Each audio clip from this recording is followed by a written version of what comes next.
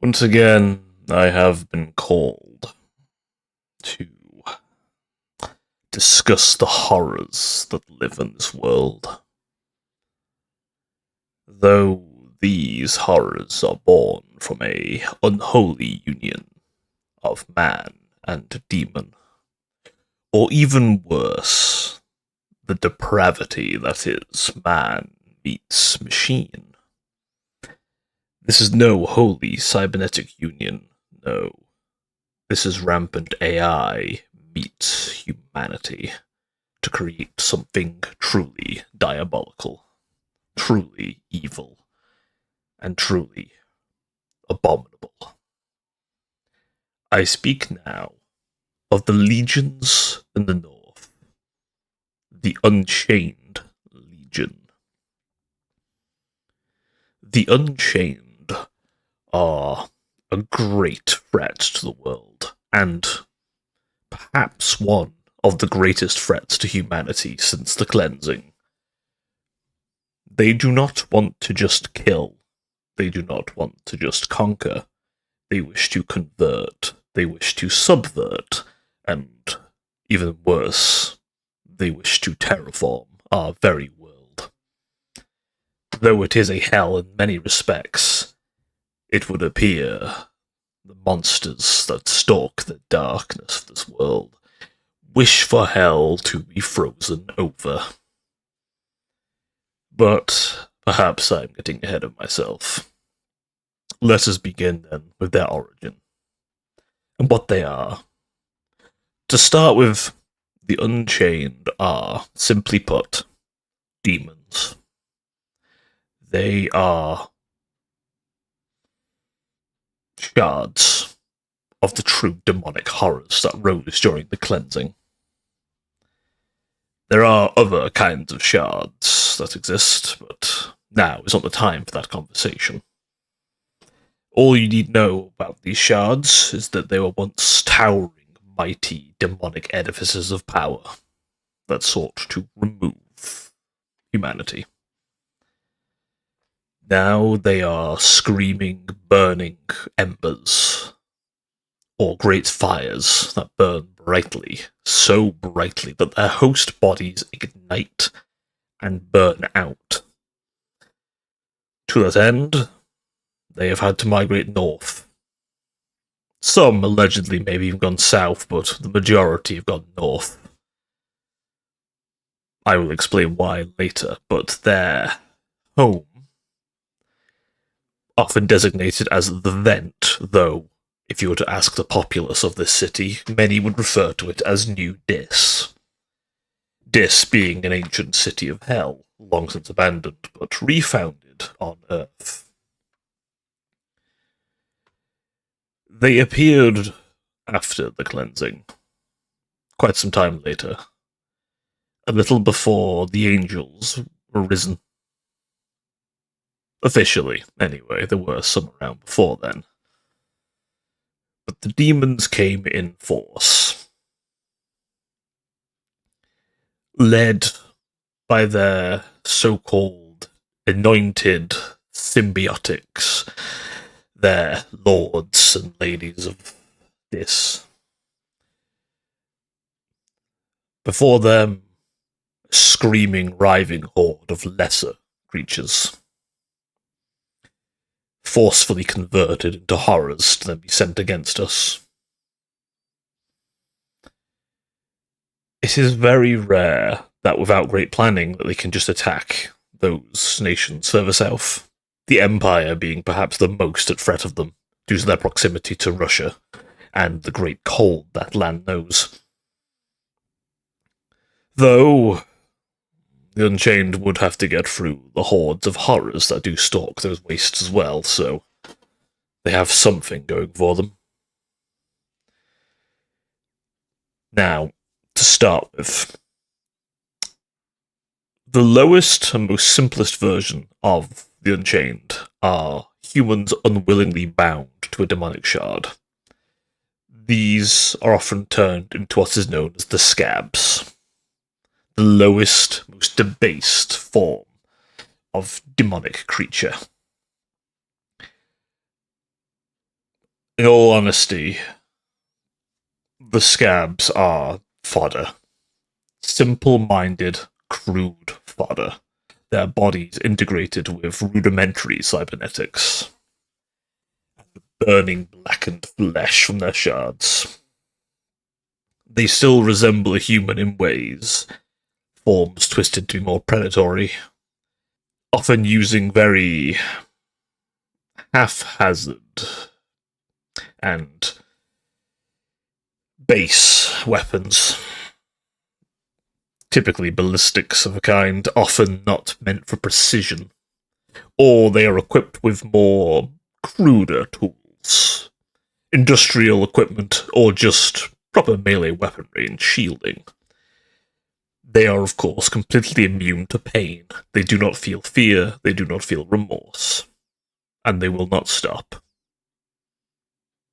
until every last of the faithful is dead, and they are burned out. Sadly, that is not where their hordes stop, for you see, they also stitch together various monsters. Two that we will discuss today are the damned beasts and hellhounds, the former being a desperate measure, typically.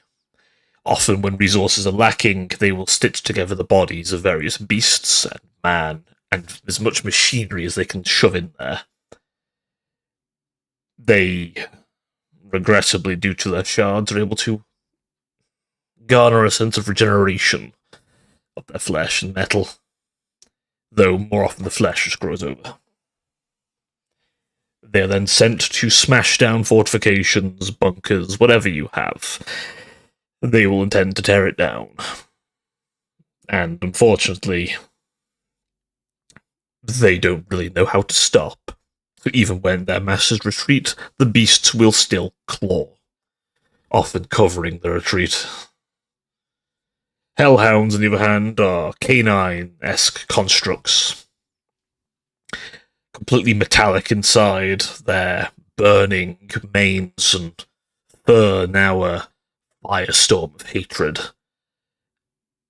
They are hunters, typically far ahead of the main force, or stalking the back lines for anyone who's managed to hide. And quite often the favoured pets of certain lords.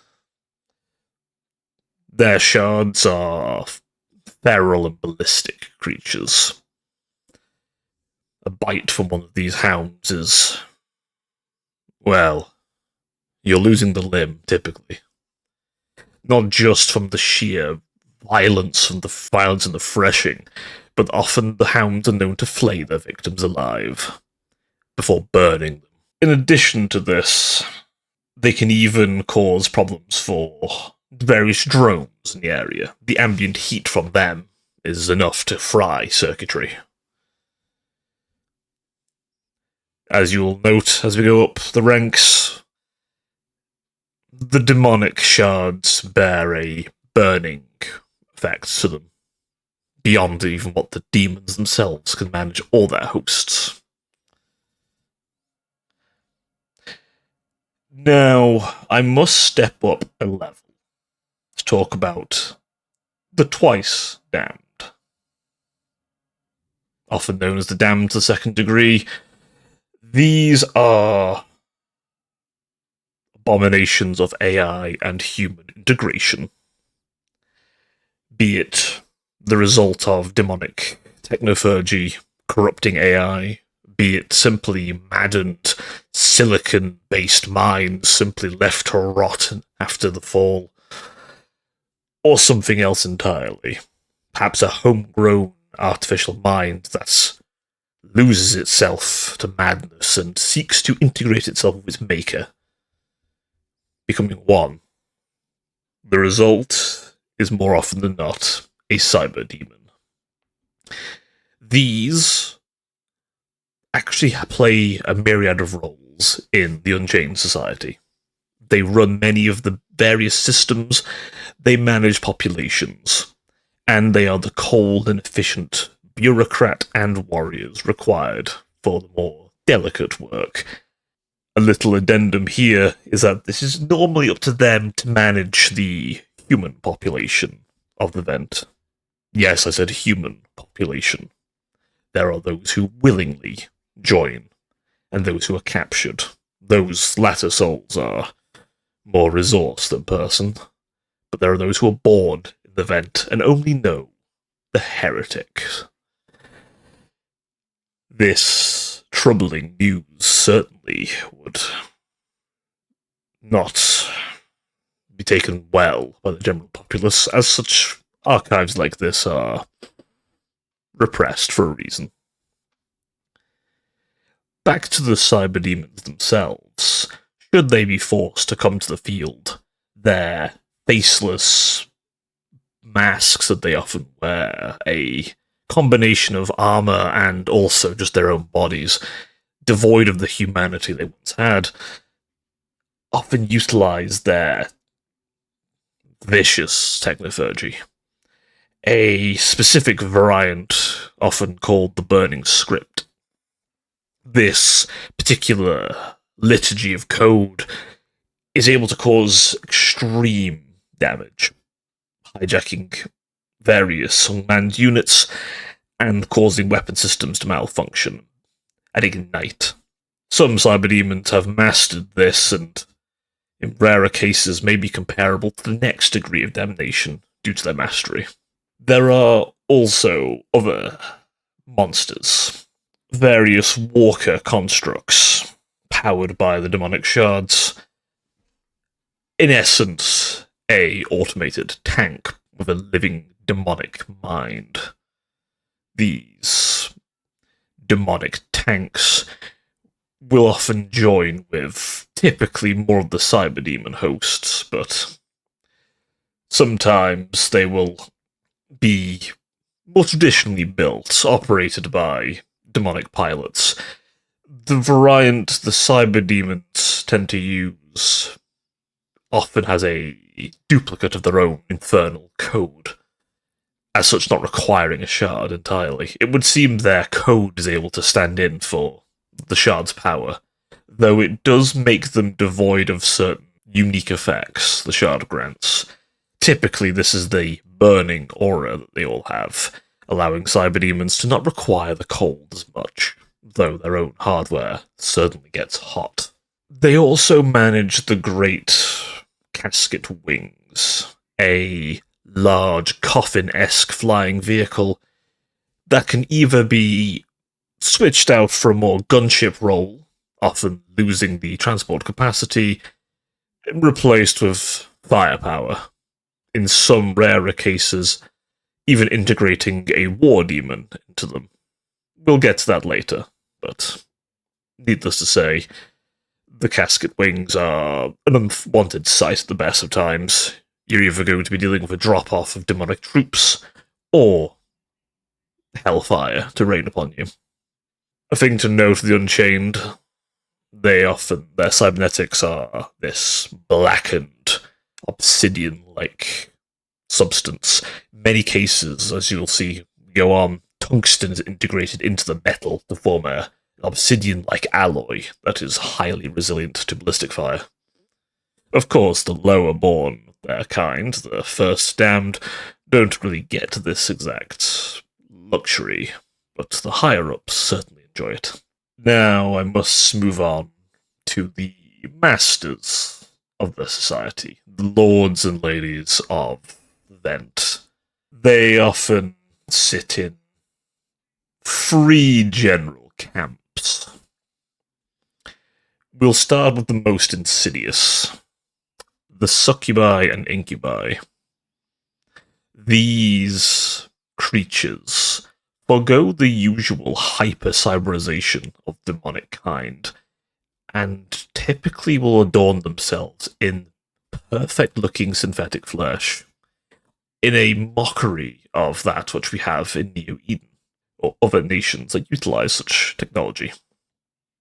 Often going for the peak of aesthetic appeal, they will adorn themselves in various aesthetic cyberware.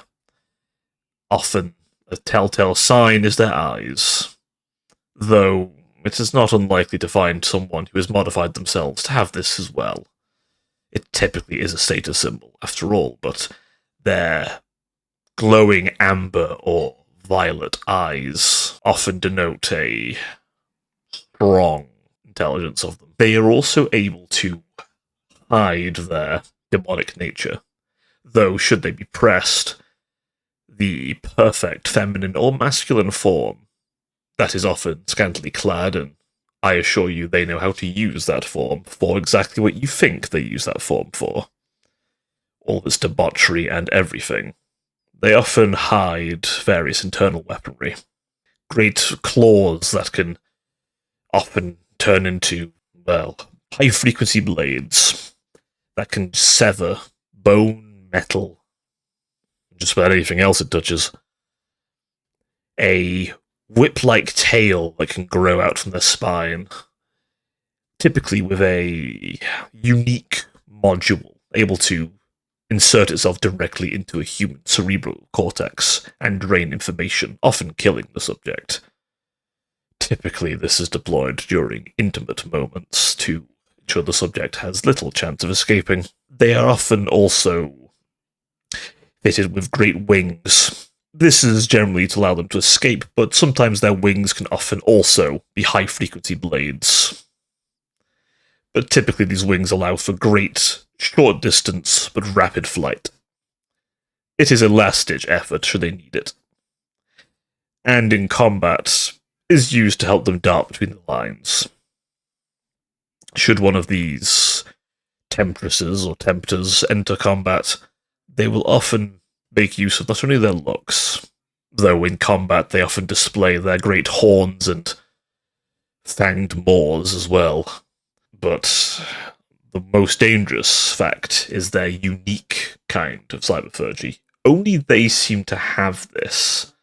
The empathy phage.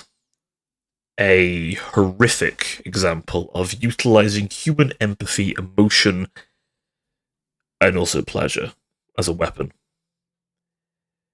Should the subject be affected by this particular cyberphagy, they are engaged in a horrific sense of euphoria and drug-fueled mania, often leading to the death of the subject if not treated immediately, or, honestly, pull the plug on them. This is the best way to deal with it. A hard reset of the neurocortex, if they're that cyberized, is in order. It is especially unpleasant for those like the Dragoons, who have already sacrificed much of their ability to feel such things. The sudden injection of these passionate feelings often is too much for them, and great efforts are taken to shield their minds from this. Some angels have even been very affected by this. The second class of these third damned is the Warlord. The Warlord are exemplars of violence and wrath. They are, as the name would suggest, the frontline fighters. They do not creep through lines like the Succubi do. No. They will walk up to you, blade in hand, often equipped with the most advanced weaponry available to a more humanoid-framed demon, coming equipped typically with a great plasma cannon of some kind, and yes, unfortunately, the demonic hordes certainly know how to use heat as a weapon, as such plasma is not beyond them, as are laser weaponry, missiles in the works. Typically, as well, these brutes will use blades that ignite in plasma as well. In an attempt to overcome high-frequency blades, intent being the melting properties of plasma should remove the metallic component, thus rendering your high-frequency blade, well, worthless against it. They are towering figures, often anywhere from 5 to 7 meters tall, and any unaugmented troops should stay well clear. This is not the domain of you anymore. The last of this triumvirate of greater demonic leadership, and, as we'll get to in a moment, the noble class as they are, the Weavers. The Weavers are a heretical doctor. They are able to utilize cyberphagy to quite literally rot the protocols that utilize in cybernetic components and various mechanical units, though they are typically quite fond of messing with the flesh. This particular cyberphagy does also cause cancerous growths and necrosis. Their weapons are anything from various biological toxins developed and various injectors and dart throwers to blades that sooner resemble a hypodermic needle, the length of an arm. As well as this, airborne chemical and biological weaponry is more than within their line of work. And a lot of them don't even affect their own troops, so they can fire them without much care. Any of these three on the battlefield should be a great indicator that you are dealing with a greater demonic horde. There are lesser commanders, certainly, especially within the second damned, but the Thrice are where the nobility sits. The CEOs of various infernal corporations, the masters and mistresses of various dens of depravity. Their cities and outposts are all a monument to the deadly sins, each of them embodying 1 to 2 aspects of that. You might wonder, based on biblical talks from before the Maker, of one other member of demonic nobility. We will get to the devil in a moment. But before him, we must talk the fourth damned.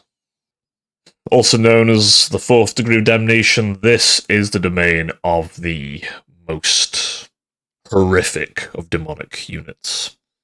Starting with the War Demon, as mentioned before. This edifice of violence is the culmination of, well, what was originally, to my understanding, a accident. A lesser shard forced its host to merge with various weaponry until it encountered a broken other first damned demon. It then encouraged its host to devour them, and others like it. By the time authorities caught up with this creature, it was no longer a man. It was a towering gorilla-like beast, bigger than a tank, arms clad in armor and bone and body. Quite literally, if you are imagining its arms are like 2 more torsos, not that you could recognize the human parts of it anymore, you're thinking of the right lines. Its lower legs bulked but still short, and various ribs torn out and now as extra limbs to hold it up. The most horrific fact is its rib cage and inner body are hollowed out.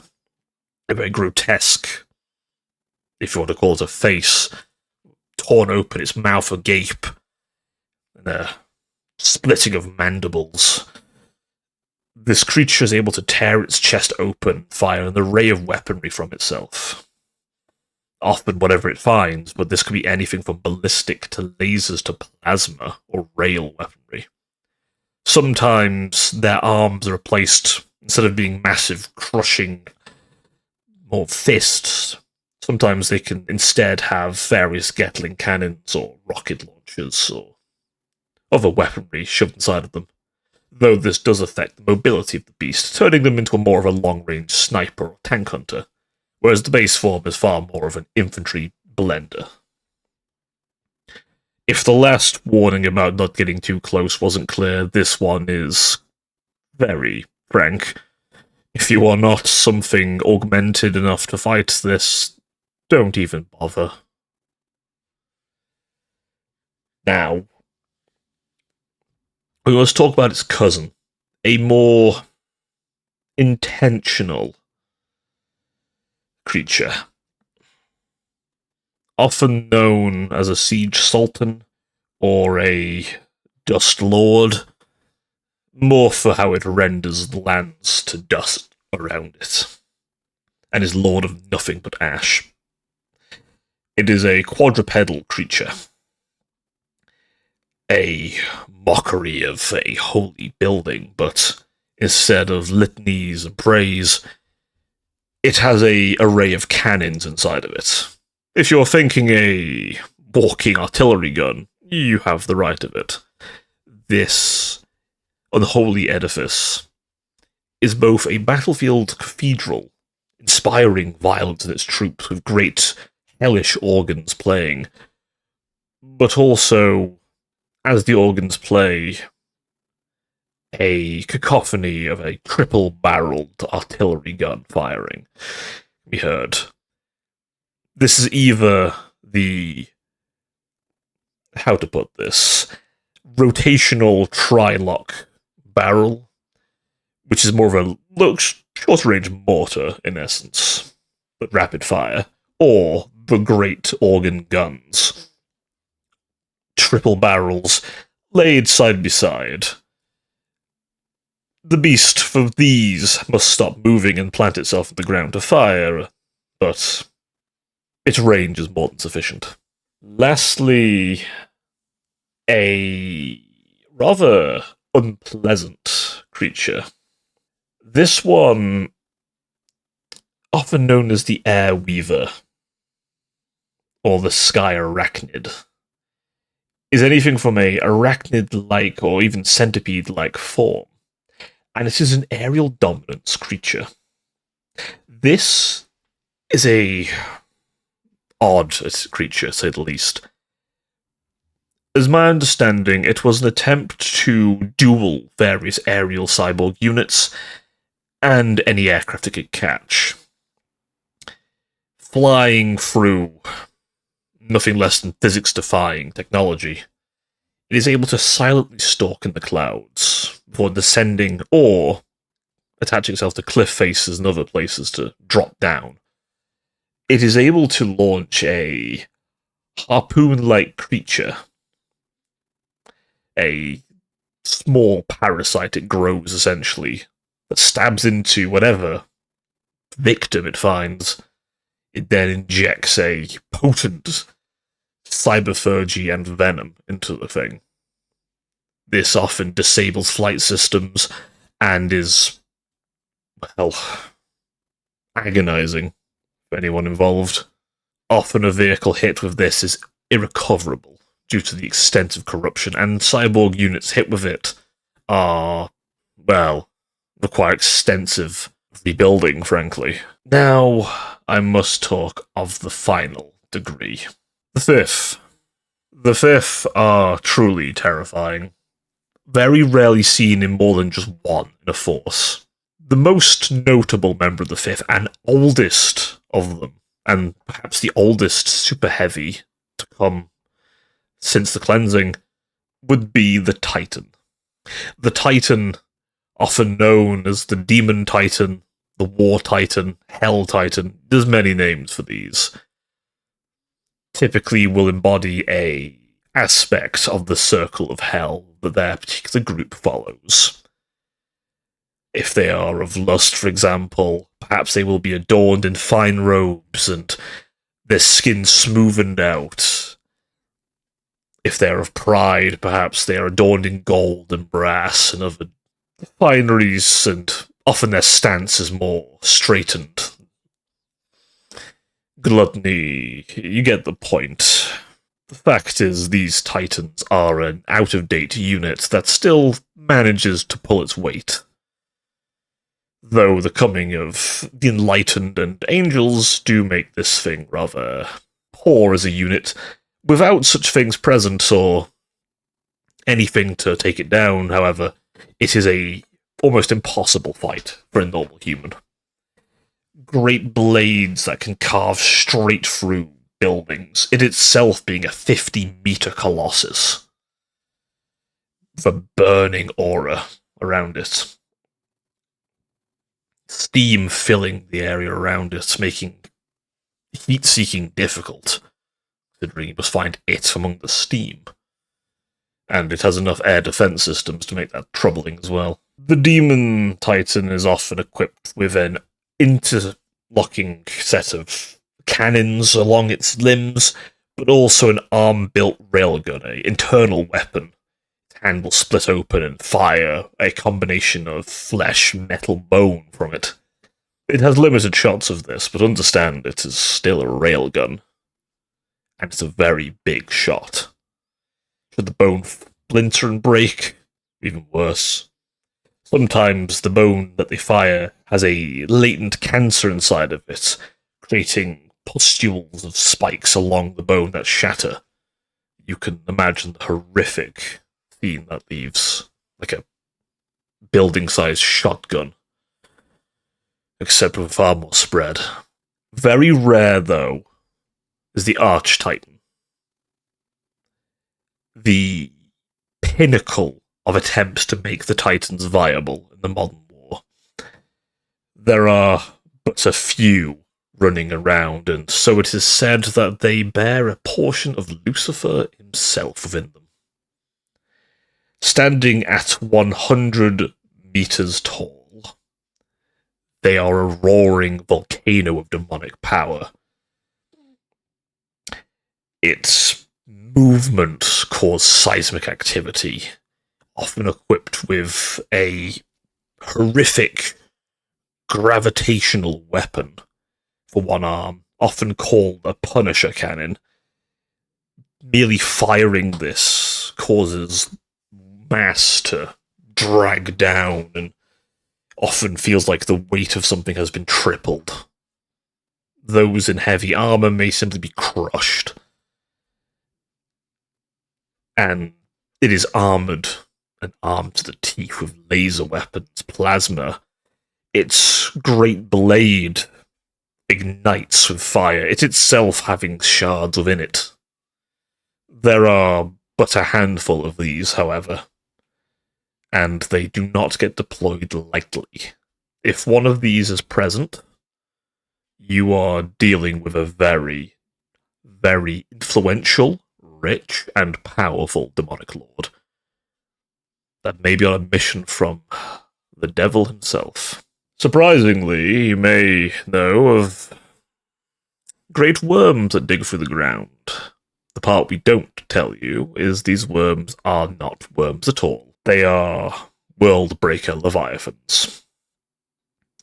A massive, titanic driller beast, a maw of teeth sliding and rotating. This near completely artificial construct was made in an attempt to avoid the other sides entirely. It is, in essence, a glorified transporter and siege beast, able to tunnel beneath. There have been great wars to bury them. Now, I must stress the resources to build such a creature are extensive, but in a world where ocean is almost non-existent, they are very effective. The last of these creatures supports in the sky, often known as the burning wings of hell, or simply the pyre tyrants. Great wings stretch, blocking out the sun, as plasma-based engines burn, screaming into the dark. These massive beasts are almost entirely great wings, often looking like great pterosaurs of old or bats, unleashing a powerful plasma-based beam weapon from its maw. It is perhaps modelled off the dragons of legend. Ironic considering the names for Lucifer, I suppose, being the dragon. They are a simple creature, but often used as a stationing point for various flying assets.